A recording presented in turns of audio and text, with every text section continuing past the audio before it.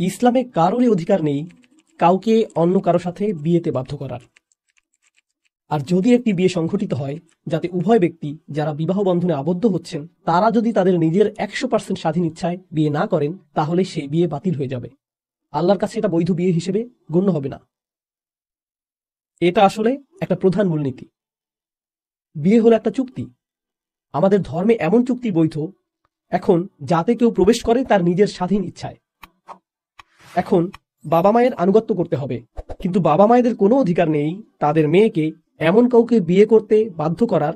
বাবা মায়েদের এমন কোনো অধিকারও নেই তাদের মেয়েকে বিয়েতে বাধ্য করার জন্য এই ধরনের মানসিক চাপ প্রয়োগ করার, যেমন এটা আশীর্বাদ স্বরূপ এসেছে আর তুমি আল্লাহর কাছ থেকে আসা আশীর্বাদ ফিরিয়ে দিচ্ছ, এই আশীর্বাদ ফিরিয়ে দেওয়া তোমার জন্য হারাম। এই ধরনের সকল কথাই নিরর্থক। ইসলামের সাথে এর কোনো সম্পর্ক নেই। ইসলাম এসেছে মানবতার মুক্তির জন্য এবং ব্যক্তির সত্তাকে মুক্তি দেওয়ার জন্য, আর এটা সন্তানদেরকে দাস দাসীতে পরিণত করেনি। এরকম অবস্থা আমাদের কন্যা সন্তানদের জন্য অবমাননাকর এবং এটা বন্ধ করতে হবে। আমার জানা নেই এটা কোত্থেকে এসেছে, হয়তো এটা এসেছে অন্য কোনো ধর্ম থেকে, কিন্তু এটা ইসলাম নয়। ইসলামের এর সাথে কোনো সম্পর্ক নেই। উপরন্তু এটা ইসলামের উপর একটা আক্রমণ। নিঃসন্দেহে এটা ইসলামের উপর একটা আক্রমণ। বিয়েটি বাতিল বলে গণ্য হতে পারে, বিয়েটি অকার্যকর এবং অসার বলে গণ্য হতে পারে, কারণ এটা একজন নারীর স্বতঃস্ফূর্ত স্বাধীন মতামতের ভিত্তিতে সম্পন্ন হয়নি।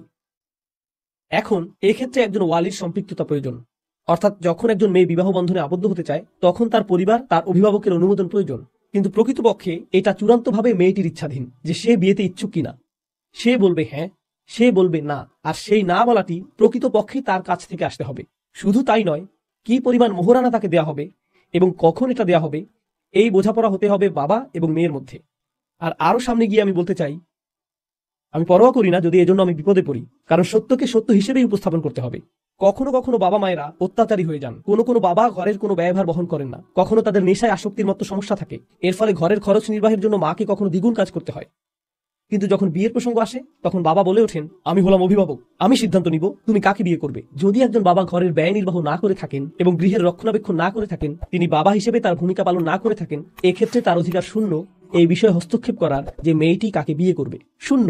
কারণ আপনি একটি ঘরের অভিভাবক তখনই হবেন যখন আপনি সেই ঘরের রক্ষণাবেক্ষণ করবেন, যখন আপনি সেই ঘরের সদস্যদের দেখাশোনা করবেন। আপনি নিজেই যদি সেই ঘরের প্রতি অত্যাচারী হন, তখন আপনি আংশিকভাবে ইসলামের একটি অংশ নিয়ে বলতে পারবেন না যে আমি এখন কর্তৃত্ব দেখাবো। এটা অত্যন্ত গুরুত্বপূর্ণ একটা বিষয়। আমার কথাগুলো এখন নিয়ে কেউ অপব্যবহার করতে পারে, বিশেষ কোনো পরিবারের উদ্বুদ্ধ কোনো পরিস্থিতির উপর। সে বলতে পারে, নোমান আলী খান এটা বলেছে, আমাকে তোমার কথা মতো চলতে হবে না, এতে আমি সমস্যায় পড়বো না। সমস্যায় পড়বেন আপনি।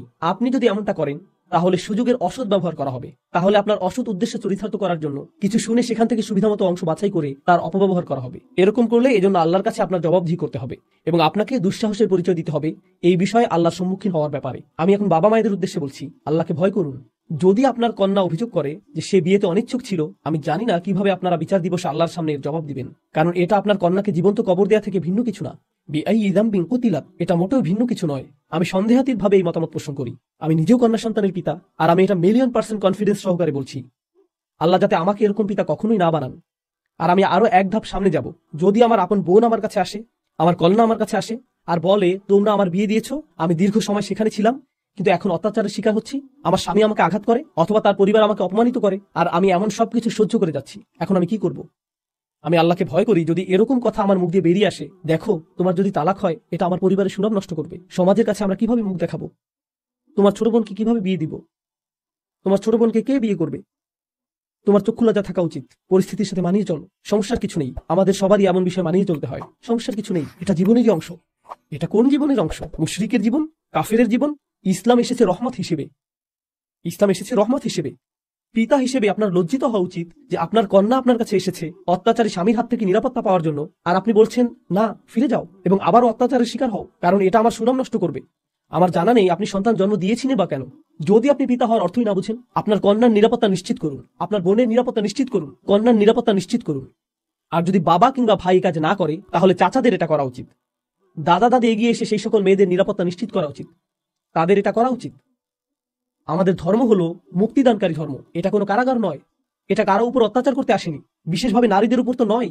ইসলামের আবির্ভাব ছিল একটি বিপ্লব, যেখানে আল্লাহ নারীদেরকে এমন স্বাধীনতা দিয়েছিলেন যেমনটি এর আগে কখনোই দেখা যায়নি। আর আমাদের এই সময়ের দুঃখজনক বিষয় হলো আমরা এই ক্ষেত্রে ইসলামকে, আল্লাহর বাণীকে মারাত্মকভাবে অপব্যবহার করি এবং রাসূল সাল্লাল্লাহু আলাইহি সাল্লামের বাণীকে অপব্যবহার করি এবং বিয়ে, তালাক, মোহরানা নিয়ে ইসলামের এমন রূপ উপস্থিত করি যার সাথে প্রকৃত ইসলামের কোনো সম্পর্ক নেই। এটা আমার অদ্ভুত মনে হয়, এটা আমার রক্তে আগুন ধরিয়ে দেয়। পুরো আলোচনাটিতে আমি রাগান্বিত হয়নি, কিন্তু এটা রাগান্বিত হওয়ার মতো বিষয়। আপনাকে ধন্যবাদ প্রশ্নটি করার জন্য, আসলেই ধন্যবাদ। কারণ যে কোনো মেয়েকে বাধ্য করা হোক, আমি তাকে আমার নিজের মেয়ের চেয়ে অথবা বোনের চেয়ে ভিন্ন মনে করি না। কেন তাকে এই পরিস্থিতির শিকার হতে হবে? আমি এর জন্য জান প্রাণ দিয়ে সংগ্রাম করব, যাতে তাকে এই পরিস্থিতির শিকার না হতে হয়। পিতামাতার উদ্দেশ্যে আল্লাহ যত কিছু বলেছেন, পিতামাতাকে সম্মান জানাতে হবে, পিতামাতাকে মর্যাদা প্রদর্শন করতে হবে, হ্যাঁ, কিন্তু মা বাবাদের এটা মনে করা উচিত না যে তারা কোনো ধরনের দেবতায় পরিণত হয়ে গেছেন যার উপাসনা করতে হবে। আল্লাহ আপনাকে এই সন্তানের জন্য দায়িত্বশীল বানিয়েছেন, তিনি আপনাকে এই সন্তানের মালিক বানাননি। আমি জানি না কোন ধর্ম এটা, কিন্তু এটা ইসলাম নয়। দুঃখিত।